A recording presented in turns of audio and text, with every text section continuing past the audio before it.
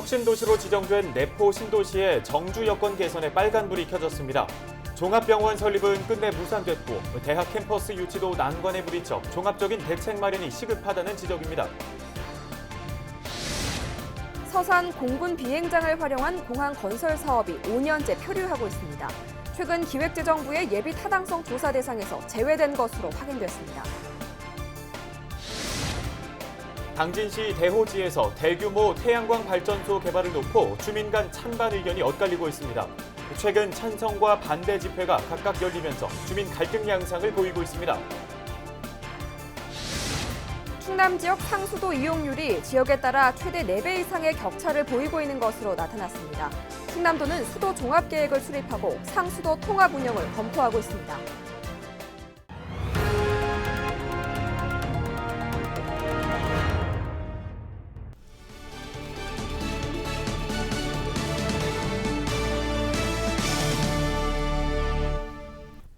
여러분 안녕하십니까? 헬로티비 뉴스 충남입니다. 첫 소식입니다. 내포 신도시가 충남 혁신도시로 지정되면서 지역 발전에 대한 기대감이 높아지고 있는 가운데 정작 정주 여건 개선에는 빨간불이 켜졌습니다. 종합병원 설립은 끝내 무산됐고 대학 캠퍼스 유치도 난관에 부딪힌 상황인데요. 종합적인 대책 마련이 시급하다는 지적입니다. 한범호 기자입니다. 내포 신도시 종합병원 설립 투자 양해각서가 체결된 건 지난해 10월. 충남도와 홍성군 한국중입자암치료센터가 300병상 규모의 종합병원 설립 계획을 밝힌 겁니다. 의료진 450명이 종사하며 암치료 등 전문센터 7개, 11개 진료 과목을 운영한다는 구상이었습니다. 이를 위해 2022년까지 투자하기로 한 금액은 3,700억 원.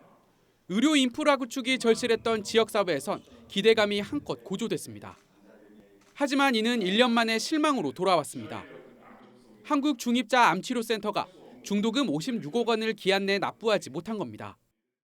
충남개발공사가 최근 부지 매매 계약 해지를 통보하면서 병원 설립 계획은 완전히 무산됐습니다. 사업이 실패로 돌아가면서 충남도의 행정력도 도마 위에 올랐습니다.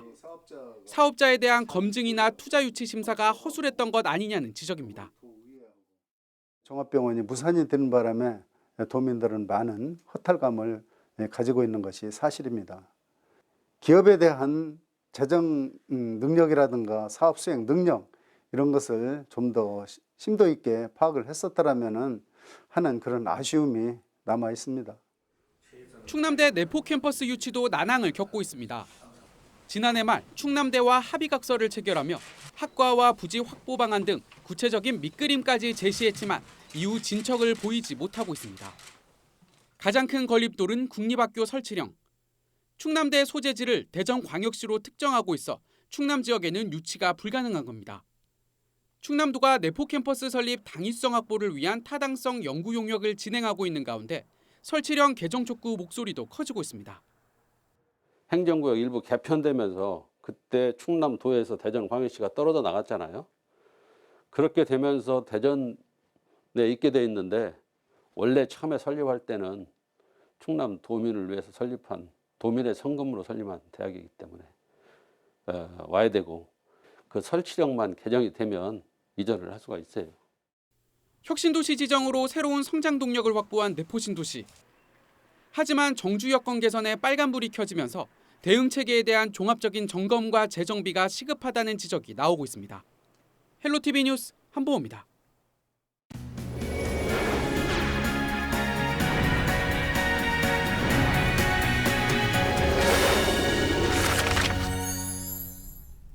서산에 있는 공군 제20 전투비행단을 활용해 공항을 건설하는 서산 민항건설 사업이 표류하고 있습니다. 최근 기획재정부 예비 타당성 조사 대상에서 제외된 건데요. 경제성도 높고 비용도 많이 드는 것도 아닌데 어찌 된 일일까요? 보도국 취재기자 연결해서 내용 들어보도록 하겠습니다. 김단비 기자, 이 서산 공항 건설 사업이 어려워졌다고요? 네, 그렇습니다. 최근 서산공항 건설 사업이 기획재정부의 예비 타당성 심사 대상에서 제외돼 내년 재신청을 기약하게 됐습니다. 해당 사업은 국토교통부 심의에서 타당성을 인정받아 기획재정부에 넘겨졌는데요. 하지만 정작 예타조사를 위한 올 3분기 기획재정부 심사에서는 탈락의 고배를 마셨습니다. 서산공항은 공군 제20 전투비행장의 기존 활주로를 이용해 민간 항공을 유치하고 여객터미널과 주차장 등을 신설하는 사업입니다. 네, 충남 지역 첫 공항의 미래가 불투명해진 건데요. 이 경제성도 높고 또 다른 공항에 비해 비용이 많이 드는 것도 아니라고 들었는데 어떻게 된 일입니까? 네, 서산공항 건설이 표류하고 있는 건 경제성 때문이 아닙니다. 사업을 추진할 때 비용 대비 편익이 1을 넘기면 일반적으로 경제성이 있다고 판단을 하는데요. 서산공항 건설의 경우 지난 2016년 이미 국토부 사전 타당성 조사에서 비용 대비 편익이 1.3을 넘겼습니다. 그렇다고 다른 지역 공항에 비해 건설 비용이 많이 드는 것도 아닙니다. 서산의 경우 이미 있는 공군 비행장에 터미널과 진입도로 등 일부 시설만 추가로 건설하면 되는데요. 예산은 509억 원 정도로 충남도와 서산시는 다른 지역 공항 건설의 수십 분의 1 수준이라고 주장하고 있습니다. 그럼에도 불구하고 서산 공항 건설 사업이 좀처럼 탄력을 받지 못하고 있는 건 수요 때문입니다. 쉽게 말해 서산 공항이 건설되면 초기 수요가 제주도로 몰리게 되는데 제주공항은 이미 포화 상태이기 때문에 추가 노선을 허용할 수 없다는 건데요. 정부는 제주 제2공항 개항에 맞춰 서산 공항 건설을 추진하는 것으로 알려졌습니다. 일부에서는 서산공항의 주 노선이 제주도와 울릉도, 흑산도로 제한적이다 보니 생긴 일이라며 국제선 노선 개발이 필요하다는 이야기도 나옵니다. 네, 잘 알겠습니다. 관련 내용은 여기까지 듣겠습니다. 지금까지 김단비 기자였습니다.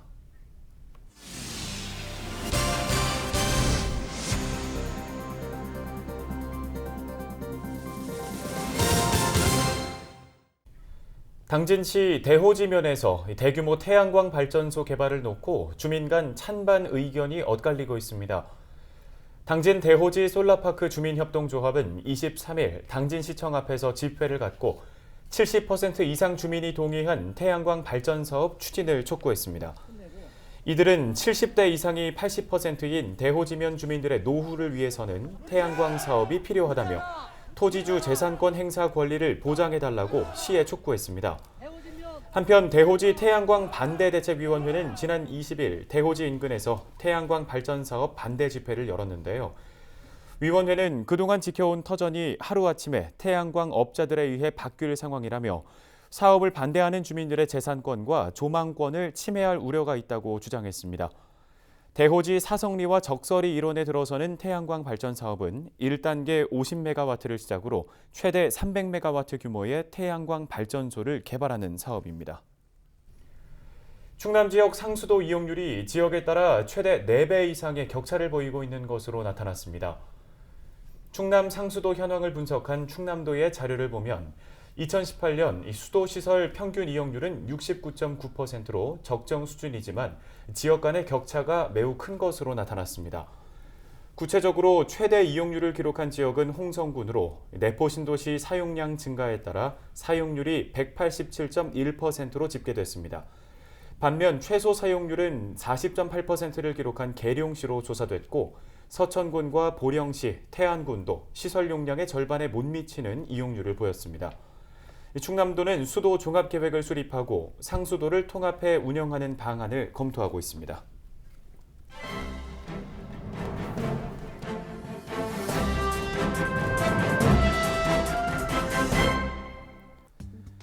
신문브리핑 충청투데이 기사입니다. 2021학년도 수능을 열흘 앞두고 코로나19의 확산세가 거세지면서 교육계가 바짝 긴장하고 있는데요. 교육계는 다음 달 3일까지를 특별 방역기간으로 지정해 운영하고 있지만 전국 곳곳에서 학생과 교사들까지 잇따라 감염 소식이 전해지면서 불안감이 커지고 있는 모습입니다. 수능 당일인 다음 달 3일까지 운영되는 특별 방역기간에는 학원, 스터디 카페, 노래방 등 학생들의 출입이 잦은 다중이용시설에 대한 방역이 강화됩니다. 수능 일주 전부터 학원, 교습소는 대면 교습 자제를, 수험생은 이용 자제를 권고받게 됩니다. 충청권 각 교육청들도 이 안전한 수능을 위해 철저한 방역 대책을 세웠는데요. 특별 방역기간 운영은 물론 수능 당일 분산된 시험장 마련까지 방역 관리를 더욱 촘촘히 해나가고 있다는 분석입니다. 다행히 대전과 세종 등에서는 아직 고3 학생의 확진은 없는 것으로 집계됐지만 충청권 지역사회에서도 코로나 확진자가 여전히 발생하고 있고 다음 달부터는 전국 하루 신규 확진자가 600명에 도달할 수 있다는 예측까지 나오고 있는 상황입니다. 전국 곳곳에서 크고 작은 집단 발병이 연일 발생하고 있어 수능을 앞둔 교육계의 우려는 계속 깊어질 수밖에 없습니다. 지역 교육계는 지속적으로 수험생들에게 주의사항을 전파하고 각 시험장별 사전 방역 및 예비 소집 이후 최종 방역까지 안전관리에 나선다는 방침인데요. 교육계 관계자는 수험생들은 시험 당일까지 건강관리에 유의를 해주고 학원, 교습소 등원과 다중이용시설 이용을 자제하는 등 생활 속 방역 지침을 잘 지켜달라고 전했습니다. 신문 브리핑이었습니다.